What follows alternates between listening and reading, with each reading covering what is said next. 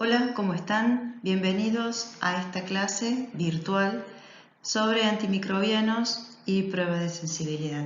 Esta clase corresponde al taller número 3. El objetivo de esta clase es poder identificar dónde y cómo un antimicrobiano puede afectar la biología de un microorganismo, cuáles son los mecanismos por los cuales los microorganismos van a resistir la acción de los antimicrobianos y de qué manera, mediante qué técnicas, desde el laboratorio de microbiología, podemos determinar cuál es el antimicrobiano más adecuado para resolver el proceso infeccioso que afecta a nuestro paciente. ¿Cómo podemos definir a un antimicrobiano? ¿Qué son los antimicrobianos? Son sustancias que pueden tener diferente origen y que tienen como finalidad destruir a un microorganismo. Si son de origen natural, como la penicilina, por ejemplo, que se obtiene a partir del hongo Penicillium, se denominan antibióticos. Si son de origen sintético o semisintético, se denominan quimioterápicos. Y si actúan sobre los virus, se denominarán antivirales y pueden ser naturales, como los anticuerpos, o bien sintéticos. El término antimicrobiano abarca a todas estas denominaciones. Para ser utilizados, los antimicrobianos tienen que reunir determinadas características. Estas que están enumeradas en la diapositiva serían las propiedades que debería reunir un antimicrobiano ideal. Esto quiere decir que en la práctica no todos los antimicrobianos cumplen con todos estos requisitos. Tener acción selectiva quiere decir que preferentemente deben ir contra estructuras de la bacteria, como lo hacen, por ejemplo, los beta-lactámicos, que van a inhibir la etapa final de la síntesis del peptidoglicano, que es el principal componente de la pared bacteriana y que no es elemento constitutivo de la célula eucariota. Elevada potencia biológica significa que deben tener acción bactericida, provocando la destrucción de la población bacteriana en el sitio donde se produzca la infección. Tener estabilidad de los tejidos y los líquidos corporales significa que este antimicrobiano debe alcanzar una concentración suficiente para cumplir su función bactericida. No deben generar resistencia ni seleccionar cepas resistentes. No deben producir daño ni generar reacción tóxica o alérgica en los órganos donde se metabolizan, principalmente el hígado y el riñón. Y la especificidad tiene que ver con que deben tener un espectro de acción limitado, de tal manera que no produzcan daño en la microbiota. Los antimicrobianos se pueden clasificar teniendo en cuenta distintos aspectos que tienen que ver con el efecto que producen, su espectro de acción, su estructura química, el sitio donde actúan. Las siguientes diapositivas les van a permitir observar estas distintas clasificaciones. Pero hay dos conceptos que quiero aclarar. Uno es el significado de bacteriostático. Se refiere a aquellos antimicrobianos que producirán una inhibición en el crecimiento bacteriano. Este es un efecto reversible, es decir, que si quitamos el antibiótico, el efecto de inhibición va a cesar. Estos antimicrobianos se administran en procesos infecciosos donde se espera la acción del sistema inmune para completar el control de la infección. De este concepto se desprende que estos tipos de antimicrobianos no pueden administrarse, no pueden ser drogas de elección en pacientes inmunocomprometidos cuyo sistema inmune estaría absolutamente imposibilitado de actuar eficientemente en el control de la infección. En cambio, el concepto de bactericida incluye a aquellos antimicrobianos que van a producir efecto destructivo sobre los microorganismos. Y esta no es una acción reversible.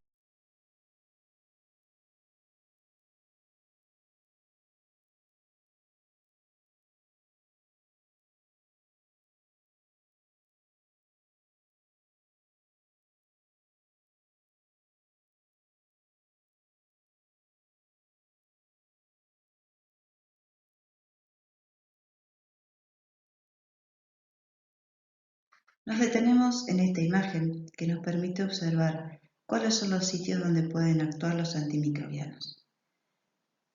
Podemos distinguir aquellos que actúan sobre la síntesis de la pared bacteriana, que es un elemento esencial para la bacteria y cuya ausencia condiciona la bacteria a la destrucción, por dejarla a merced de los cambios de osmolaridad que existen entre el medio interno y el externo, provocándole finalmente el estallido.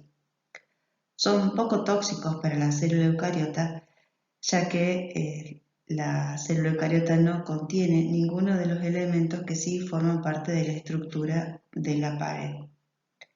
El efecto de estos antimicrobianos va a ser bactericida. Los que actúan sobre la membrana citoplasmática bacteriana producen alteración del transporte activo y en la composición del medio interno de la bacteria. Van a alterar la permeabilidad, provocando salida de iones, potasio, por ejemplo, o permitiendo el ingreso de otros iones que en altas concentraciones van a alterar el metabolismo bacteriano normal, produciendo efecto bactericida. Estos antimicrobianos van a tener ciertos efectos tóxicos sobre la célula eucariota, por cuanto las membranas van a compartir algunos componentes con la membrana de la bacteria. Otros antimicrobianos van a actuar sobre la síntesis de proteína, pudiendo tener un efecto bactericida como los aminoglucósidos o bacteriostáticos como las tetraciclinas. Otros van a alterar el metabolismo o la estructura de los ácidos nucleicos, tanto actúan sobre el ARN como el ADN bacteriano. Por ejemplo, las quinolonas o las fluoroquinolonas van a actuar sobre la ADN girasa y de esta manera impiden que se produzca el superenrollamiento del ADN bacteriano. La rifampicina, en cambio, se une a una enzima llamada ARN polimerasa dependiente de ADN y va a impedir la síntesis del ARN ribosómico y del ARN mensajero. Por último están aquellos que van a actuar bloqueando la síntesis de factores metabólicos, como son los folatos, que la bacteria necesita para obtener elementos esenciales, como son aminoácidos o las bases púricas y pirimidínicas de los ácidos nucleicos. A diferencia de la célula eucariota, que lo puede obtener del medio, a partir de la dieta, las bacterias lo tienen que sintetizar. Ante todo este despliegue realizado por los antimicrobianos, las bacterias han ido desarrollando y van a expresar diferentes mecanismos de resistencia. Los microorganismos pueden expresar dos tipos de resistencia. Una resistencia que es natural, primaria o intrínseca, que es común a todos los miembros del género y por lo tanto es invariable. Es decir, que todas las bacterias que pertenezcan a ese grupo van a manifestar este tipo de resistencia. Por lo tanto, si identificamos un microorganismo, podemos saber cuál va a ser su perfil. Por ejemplo, los bacilos gram negativos son invariablemente resistentes a la vancomicina, ya que por el tamaño que tiene la molécula del antimicrobiano, no puede atravesar las porinas de la pared bacteriana. Y esta característica es propia de todas las bacterias que pertenecen a este grupo. Otro ejemplo, por ejemplo, la Klebsiella, que es una enterobacteria. Sabemos que es naturalmente resistente a la ampicilina, porque todas las klebsielas producen invariablemente beta-lactamasas, que van a destruir el anillo beta-lactámico y por lo tanto impedir que se una a las proteínas ligadoras de penicilina en la pared bacteriana. La resistencia adquirida, en cambio, va a ser el resultado de alteraciones tanto fisiológicas como estructurales de la célula por cambios en la composición genética habitual del microorganismo. Esta adquisición puede ser un rasgo asociado con algunos microorganismos de una misma familia, un género o una especie, pero no con todos. Es por lo tanto impredecible y es por este tipo de resistencia que se hace necesaria la realización de las pruebas de sensibilidad. Esta resistencia puede ser adquirida por mutación o por transferencia de material genético. La mutación es siempre un evento al azar y que involucra a un individuo dentro de una colonia que mediante sucesivas divisiones le podrá pasar esta característica nueva a sus células hijas. La transferencia de material genético puede incluir en el mismo momento diferentes bacterias, incluso bacterias de diferentes especies. Por eso es la manera más rápida en que una característica de resistencia o un mecanismo de resistencia puede pasar de una bacteria a la otra. Conocemos tres tipos de mecanismos de transferencia: la transformación, la transducción y la conjugación. ¿Cuáles son los mecanismos por los cuales la bacteria resiste la acción de los antimicrobianos? Si miramos la figura y repasamos la lista escrita a un costado, vamos a ver que podemos agruparlos teniendo en cuenta el mecanismo de resistencia que la bacteria expresa. Por ejemplo, destrucción o inactivación enzimática. Ejemplo, las bacterias que producen beta-lactamasas que destruyen el anillo beta-lactámico de manera que el antibiótico no pueda unirse a las proteínas ligadoras de penicilina y de esta manera interferir en la síntesis de la pared. Alteración del sitio blanco. Ustedes saben que los antimicrobianos tienen un lugar específico al cual se unen para producir su efecto. Si este sitio se ve modificado, la molécula del antimicrobiano no tiene sustrato al cual unirse. Ejemplo, si la bacteria altera la estructura de las proteínas ligadoras de penicilina, en el Streptococcus pneumoniae, por ejemplo, esto hace que esta bacteria se vuelva resistente a la penicilina y a las cefalosporinas. O bien, si cambian la estructura del sitio de unión en el ribosoma y de esta manera disminuyen la capacidad del aminoglucósido para unirse e inhibir la síntesis proteica. La captación disminuida del antimicrobiano se produce por alteración tanto en el número como en el tamaño de las porinas, que son proteínas transmembrana y que actúan impidiendo, por ejemplo, que el aminoglucósido llegue al citoplasma y de allí alcance su sitio blanco, que es el ribosoma.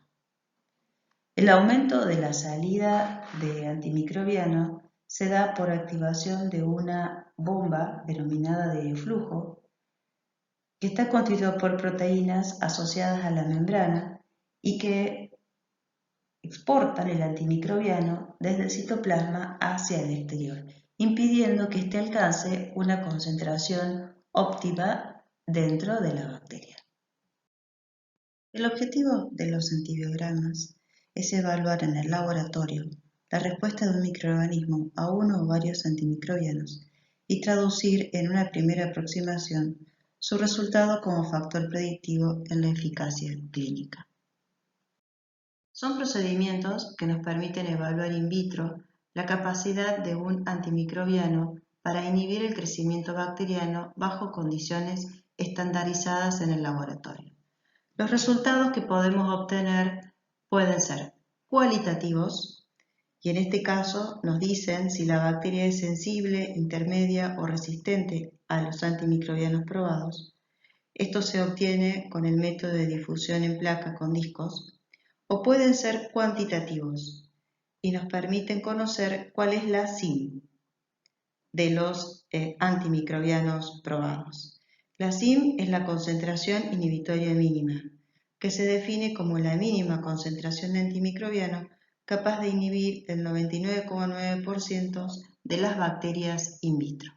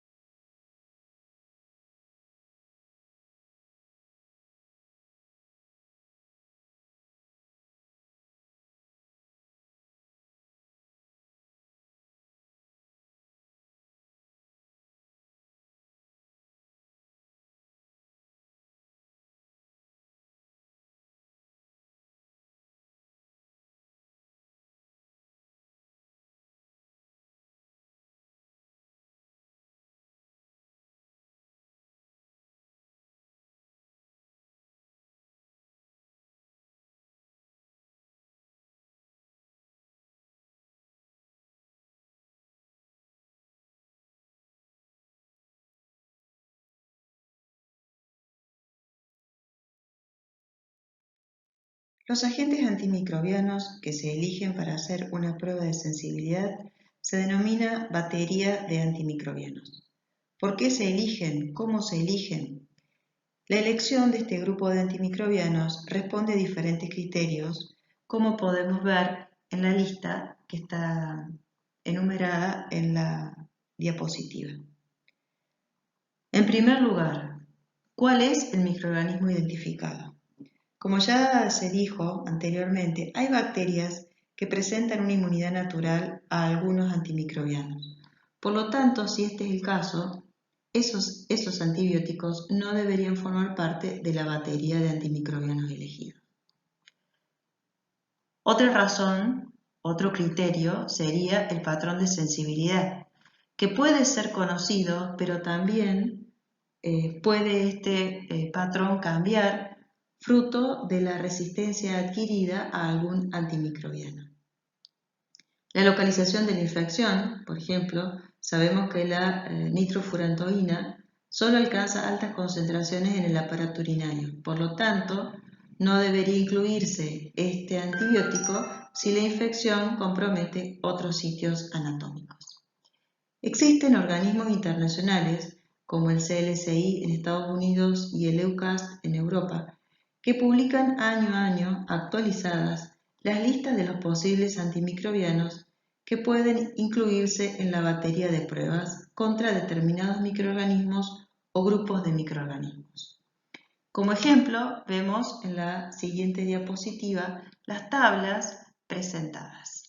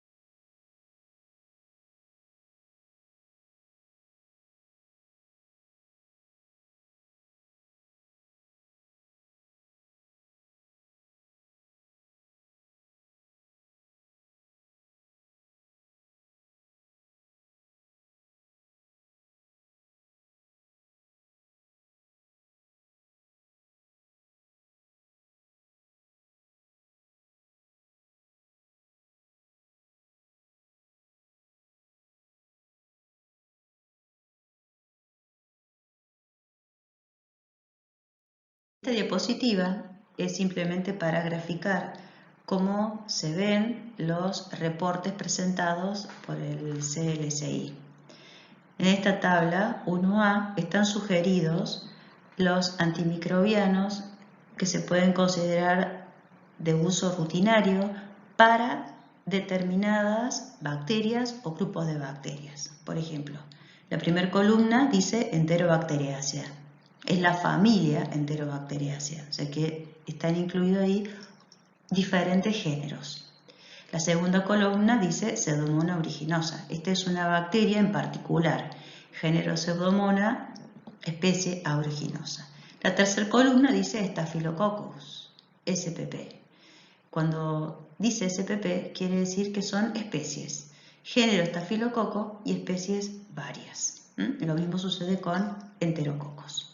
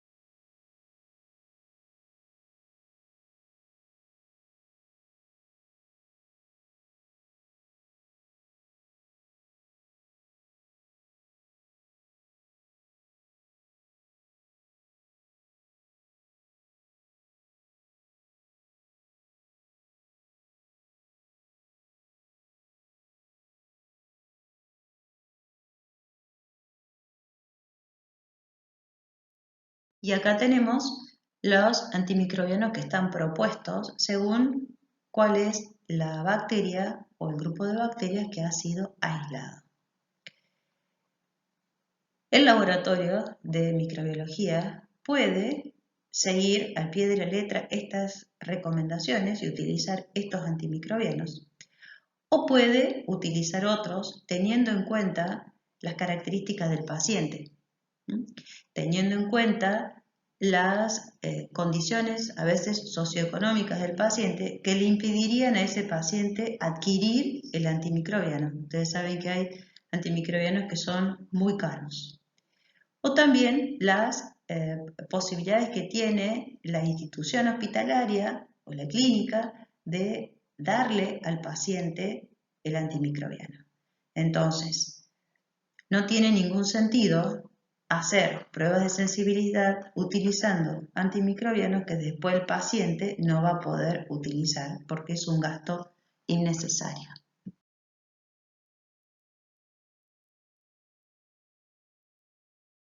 Para poder realizar cualquier clase de prueba de sensibilidad, debemos en primer lugar tener a la bacteria aislada en un cultivo puro, es decir, que solo haya desarrollado el agente patógeno, que ese cultivo no tenga más de 18 horas y que la bacteria haya sido correctamente identificada. A continuación se hace un inóculo.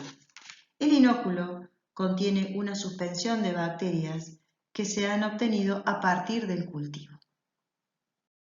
Se van a tomar 4 o 5 colonias y se van a sembrar en un medio líquido que puede ser el caldo de Triticasa soja. Se lo incuba durante 3 a 5 horas para lograr que el cultivo alcance un desarrollo activo y esto se va a evidenciar por una turbidez visible a simple vista. Esto se hace para obtener una determinada cantidad de bacterias que serán la usada para realizar el antibiograma. Esta cantidad de bacterias utilizadas es igual a la usada por todos los laboratorios del mundo.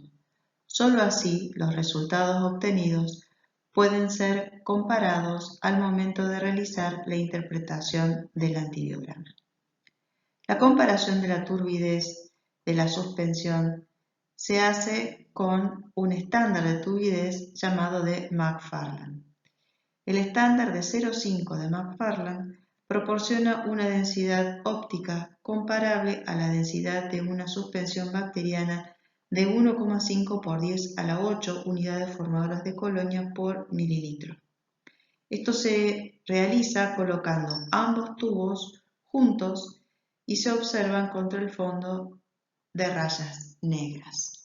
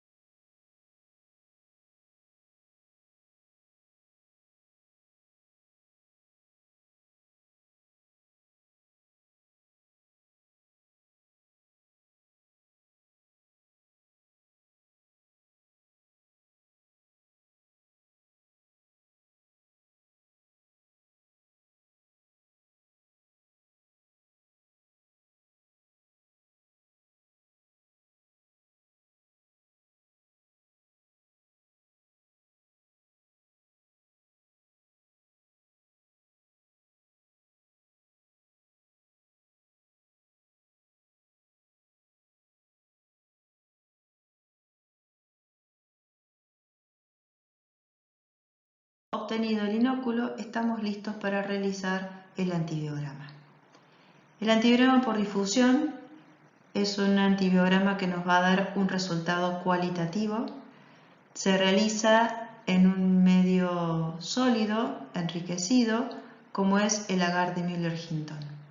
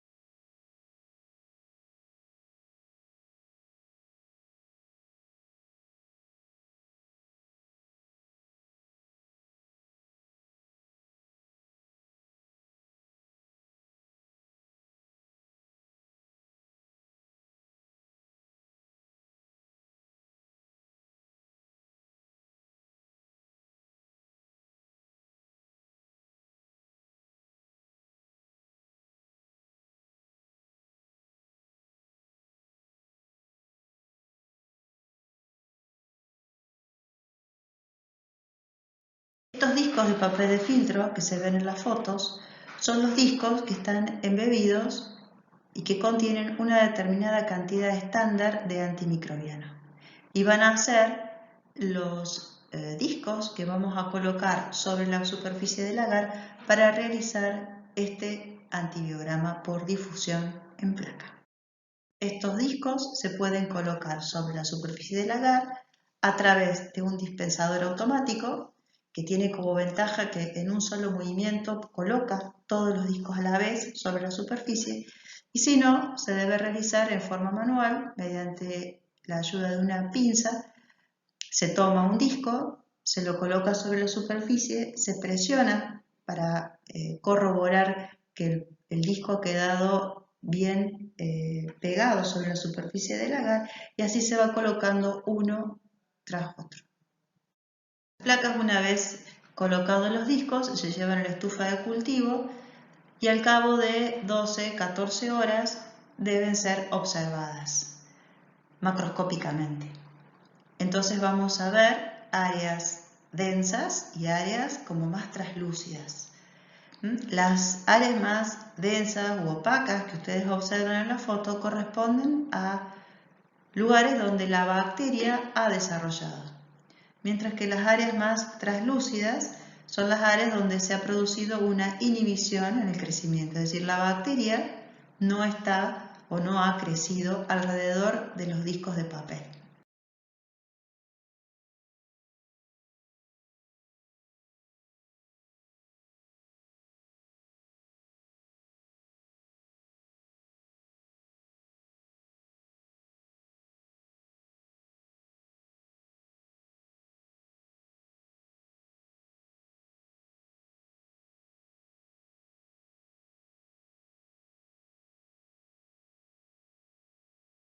¿Cómo sabemos si la bacteria es sensible o resistente al antimicrobiano? No lo podemos saber por simple observación, sino que tenemos que medir el tamaño de ese halo de inhibición, esa zona translúcida que queda alrededor del papel de filtro. Para eso utilizamos un calibre o utilizamos una regla, y la medida que obtenemos la debemos anotar.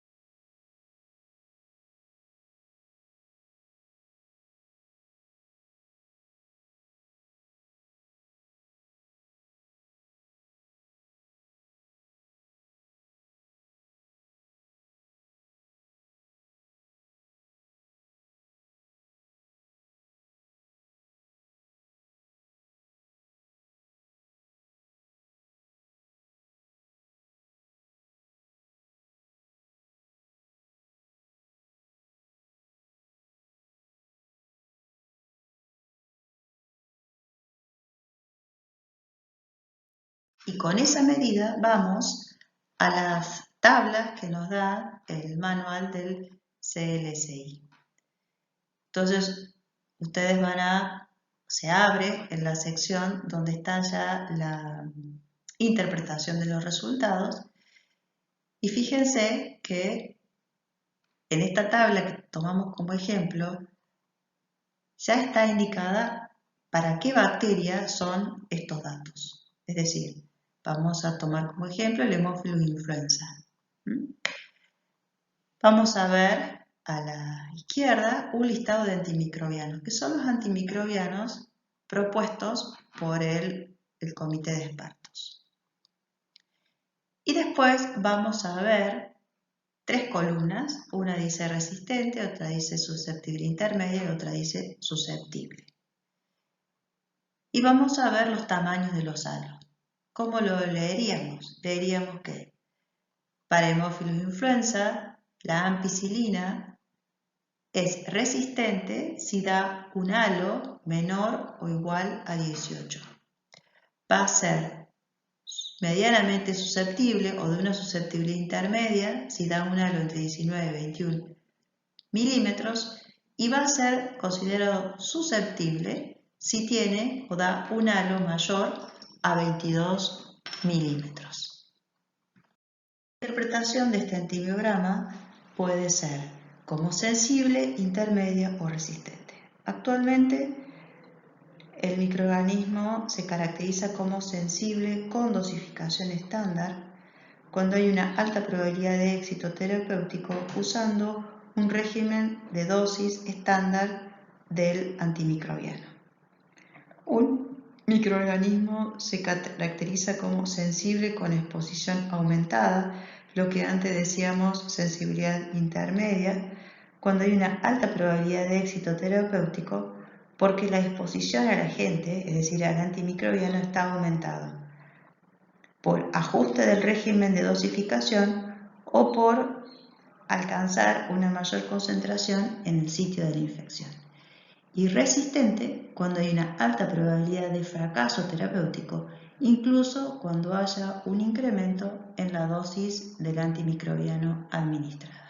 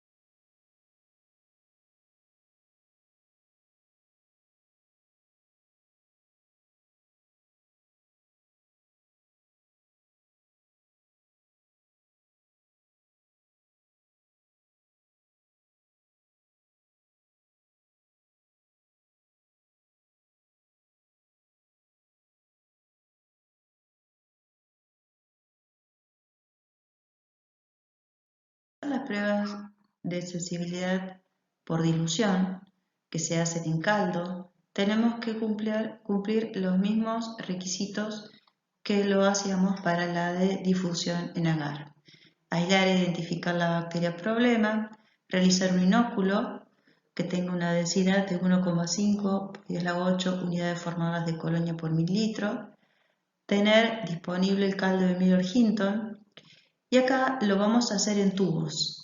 Y en cada uno de esos tubos vamos a ir colocando concentraciones decrecientes de antimicrobiano.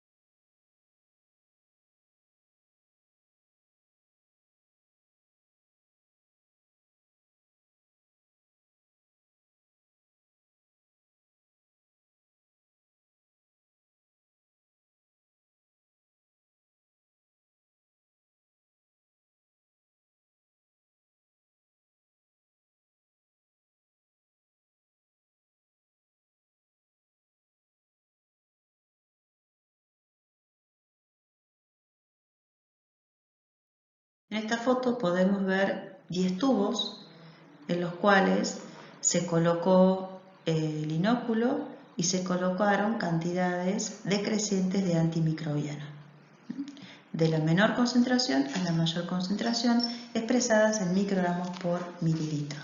¿En qué consiste o cómo se interpreta este antibiograma? Una vez que estos tubos fueron a la estufa de cultivo, se observa para ver la turbidez. La turbidez indica crecimiento. Por lo tanto, el primer tubo limpio que podamos observar, ese tubo nos está indicando cuál es la concentración inhibitoria mínima, es decir, la concentración de antimicrobiano suficiente como para inhibir el crecimiento de la bacteria en ese caldo.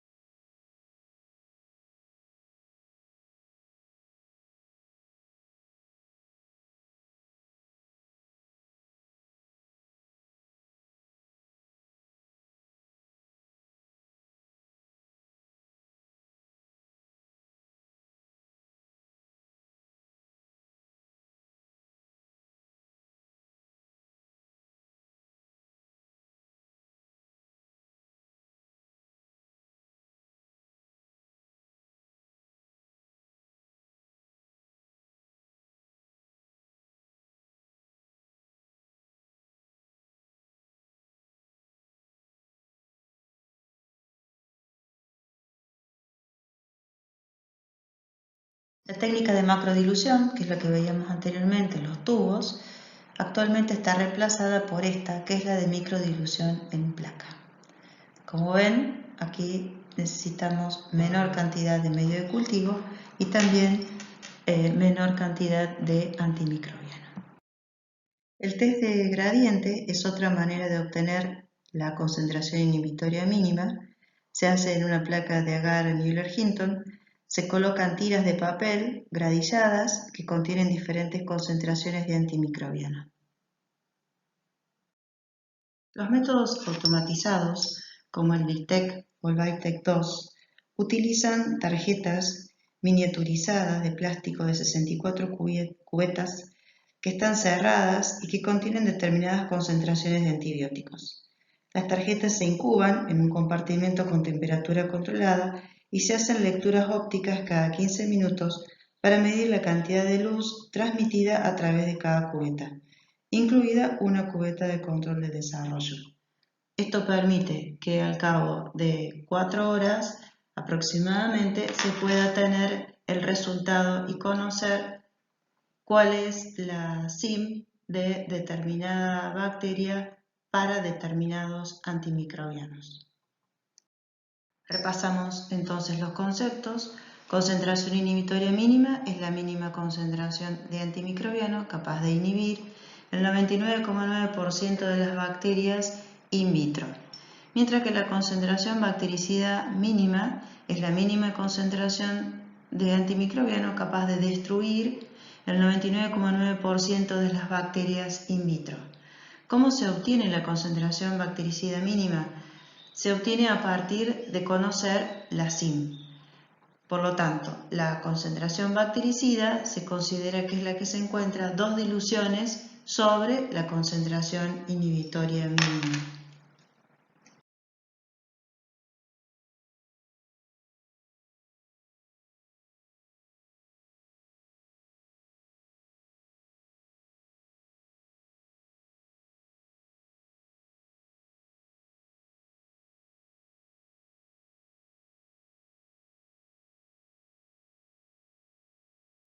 De la misma manera que luego de un antibiograma por difusión íbamos al manual y mirábamos las tablas para hacer la interpretación de los resultados según el tamaño del halo, de igual manera en los métodos de dilución o estos métodos automatizados vamos a comparar las concentraciones inhibitorias mínimas con los estándares de resistencia y sensibilidad, siempre teniendo en cuenta que van a estar dirigidos hacia un determinado antimicrobiano y un determinado microorganismo. Más allá que los métodos convencionales de antibiogramas vistos anteriormente proporcionan resultados precisos sobre la sensibilidad de una bacteria a determinado antimicrobiano, ciertos mecanismos de resistencia pueden ser difíciles de detectar. Por eso, en ciertos casos, se realizan pruebas especiales, como por ejemplo la producción de beta-lactamasa por las bacterias que las harían resistentes a la penicilina. La beta-lactamasa es una enzima que destruye el anillo beta-lactámico de este grupo de antimicrobianos. Se la pone en evidencia a través de la prueba cromogénica de cefalosporinasa, donde la aparición de un color rosa en el disco indica que la prueba es positiva y por lo tanto la bacteria produce esta enzima.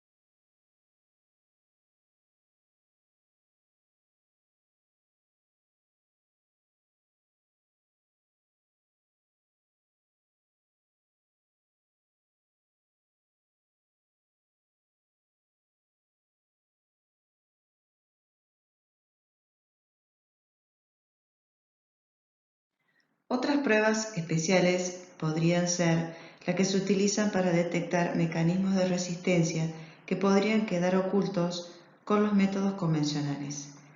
Se utilizan como screening para detectar, por ejemplo, la resistencia de los enterococos a los aminoglucósidos o a la vancomicina o la del estafilococo a la oxacilina.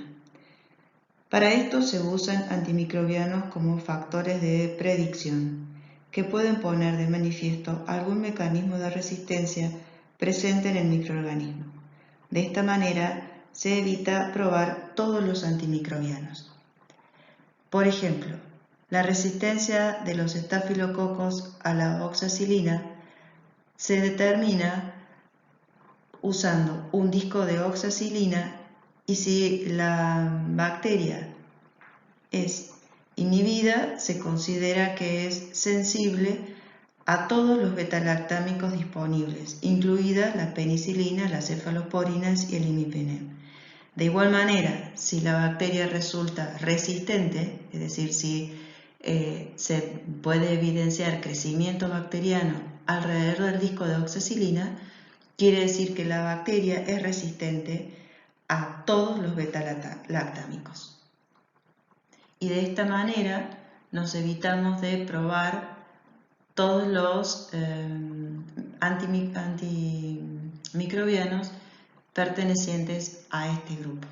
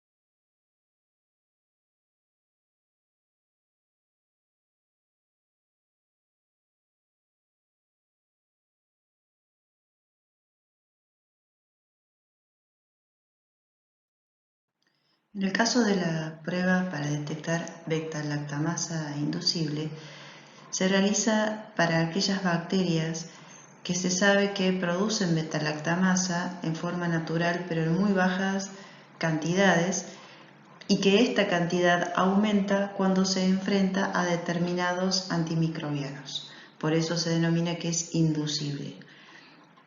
Este tipo de beta-lactamasa, que se llama AMC, que está presente en algunas enterobacterias y en pseudomonas aeruginosa, se pone de evidencia cuando se coloca un disco de cefoxitina a una distancia de 27 milímetros y un disco de ceftazidima o ceftriaxona, que son considerados antimicrobianos reveladores.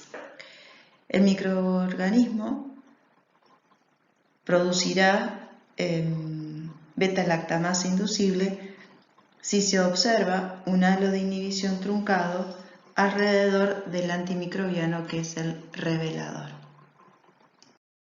Las pruebas de sinergia permiten comprobar la efectividad de la combinación de antimicrobianos contra un solo aislamiento bacteriano.